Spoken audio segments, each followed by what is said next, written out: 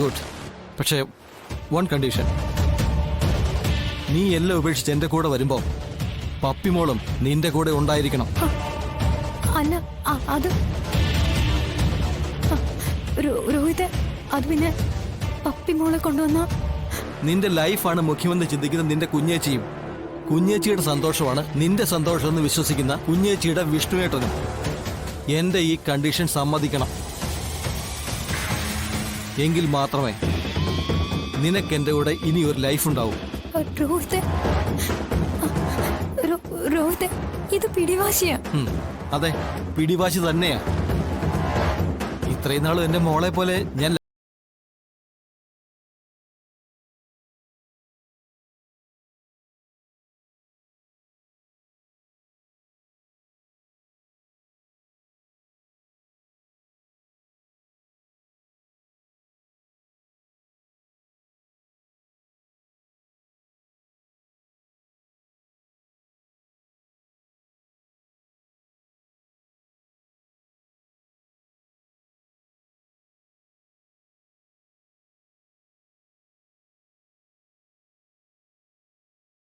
പറഞ്ഞില്ലെന്ന് വേണ്ട.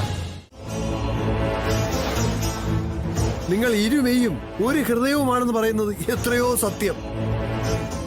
നിങ്ങളെ തമ്മിൽ പിരിക്കാൻ പോയ ഞാനാണ് മണ്ടൻ. സത്യം പറയാമല്ലോ, ഇപ്പോഴും നിങ്ങൾ എനിക്ക് ശ്രീരാമദേവനും സീതാദേവിയുമാണ്. ആ ഒരു ചിത്രമേ നിങ്ങളെ രണ്ടുപേരെയും ഒരുമിച്ച് കാണുമ്പോ എനിക്ക് തോന്നുന്നുള്ളൂ. എന്താണ് അതിന്റെ ഉദ്ദേശം? ചേട്ടൻ എത്ര അകന്നിരുന്നാലും എനിക്കെങ്ങനെ അകന്നു മാറിയിക്കാൻ പറ്റില്ലല്ലോ. കൂടപ്പിറപ്പല്ലേ. സ്വന്തം വീട്ടിൽ നിന്ന് മാറിപ്പോന്നതിന് ശേഷം പച്ച പിടിച്ചോ അതോ കാട് പിടിച്ചോ, അതുമല്ലെങ്കിൽ ജീവിതത്തോട് സുല്ല് പറഞ്ഞ് ഇഹലോഹവാസം വെടിഞ്ഞോ എന്നൊക്കെ ഒന്ന് തിരക്കണമെന്ന് തോന്നി. അത് ഒരു അനിയന്റെ കടമയല്ലേ ചേട്ടാ? അനിയന്റെ ഒരു കടമ. അനിയൻ എടാ, ആ ഒരു വാക്കു ചരിക്കാനുള്ള യോഗ്യത നിനക്കൊണ്ടോടാ? കൂടപ്പിറപ്പെന്ന പദം പോലും നിന്റെ ആ ദുഷിച്ച നാവ് കൊണ്ട് പറഞ്ഞു പോയേക്കരുത്. കാരണം ആ വാക്കിന് ഒരുപാട് ബന്ധങ്ങളുടെ വില വരുന്ന വാക്കാ, ഒരുപാട് അർത്ഥങ്ങൾ വരുന്ന വാക്കാത്.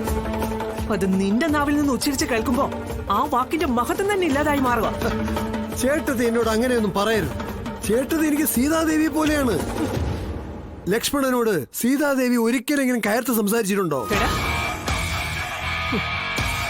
ചില സന്ദർഭങ്ങളിൽ സീത സംഹാരരുദ്രയാവുന്ന നീ കണ്ടിട്ടുണ്ടോ? ഇനി നീ ഈ വീടിന്റെ മുന്നിൽ നിന്ന് നാവാടിയ ഈ സീതാദേവിയുടെ കൈ നിന്റെ കരണത്ത് പതിച്ചിരിക്കും. ഇറങ്ങണ വെളിയില്. എടാ, എന്റെ പഠിക്കകത്തുനിന്ന് വെളിയിൽ ഇറങ്ങാനാ പറഞ്ഞത്. എന്റെ ചേട്ടാ, ചേട്ടത്തി പറഞ്ഞത് കേട്ടില്ലേ? എന്റെ പഠിക്കകത്തൊന്നും. എന്റെ പഠിക്കോ ഒക്കെ ഇന്ന് എന്റെ പോക്കന്നാത്താ. ഇത് വല്ലവന്റെ വീടല്ലേ? വാടകയ്ക്ക് താമസിക്കുന്ന നിങ്ങൾക്ക് എങ്ങനെ നിങ്ങളുടെ പഠിക്കോ ആവുന്നത്? ഉപേന്ദ്ര, നീ ചെയ്തതും ചെയ്യിപ്പിച്ചതും ഒക്കെ മറക്കാൻ ശ്രമിച്ചുകൊണ്ടേ എല്ലാം ഉപേക്ഷിച്ച് മറ്റു ജീവിതം കെട്ടിപ്പടുക്കാനുള്ള ശ്രമത്തിലാ ഞങ്ങള്. എടാ, ഞങ്ങൾ എന്തിനാടാ വീണ്ടും വീണ്ടും ശല്യം ചെയ്യുന്നേ? എടാ, ഞങ്ങളുടെ ജീവിതത്തിൽ നീ ഉണ്ടാക്കി മുറിവണങ്ങാനേ ഈ ആയുസിന്റെ ഇനിയുള്ള കാലം മുഴുവൻ കാത്തിരിക്കേണ്ട അവസ്ഥ ഞങ്ങൾക്ക്. കാരണം അത് അത്രത്തോളം ആഴേറിയതാ.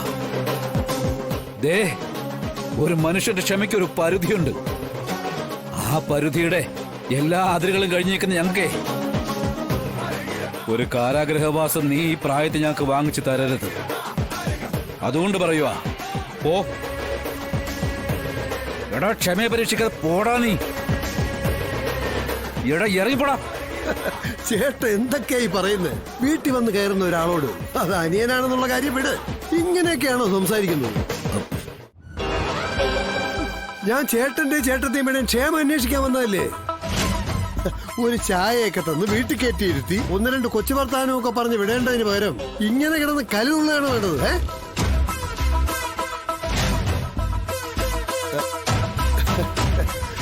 പുതിയ കച്ചവടമൊക്കെ തുടങ്ങിയെന്ന് കേട്ടു. അഷ്ടയ്ക്ക് വക വല്ലതും കിട്ടുന്നുണ്ടോ? മൊത്തത്തില് എല്ലാം ഞാൻ എടുക്കാന്ന് പറഞ്ഞതല്ലേ. വീടെടുത്ത വീട്ടുകാരി ഫ്രീ എന്നൊരു ഓഫർ ഞാൻ വെച്ചിരുന്നല്ലോ.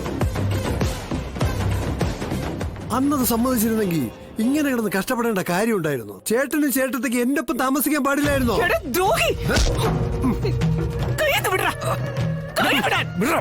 ഇനി നിന്റെ അടികൊള്ളാൻ ഉപേന്ദ്ര മുഖം വെച്ച് തരില്ല. വിടടാ. വിടാൻ. ഇതുപോലെ പിടിച്ചിട്ട് അടക്കി നിർത്തും. വിടടാ. ദാ, ഇതുപോലെ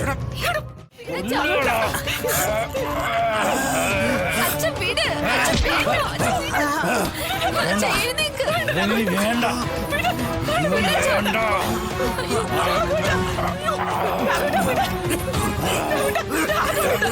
ഇവനെ വേണ്ട അച്ഛൻ വേണ്ട.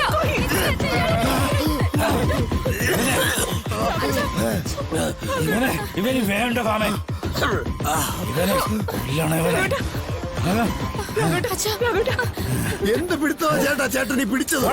ഞാൻ ചത്തുപോത്തില്ലായിരുന്നോ? ഞാൻ ചത്തുപോയ എനിക്കെങ്ങനെ ഇടയ്ക്കിടയ്ക്ക് നിങ്ങളെ വന്ന് കാണാൻ പറ്റുക?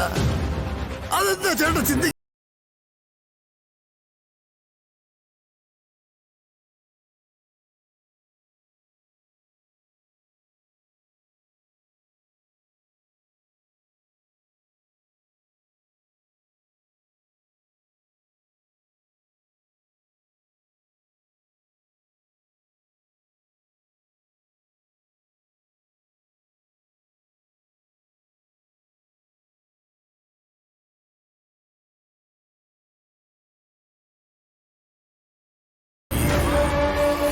കാര്യം ഇങ്ങനെയൊക്കെ ആണെങ്കിലും എന്റെ കാണപ്പെട്ട ദൈവമാണ് എന്റെ ശ്രീരാമചന്ദ്രൻ.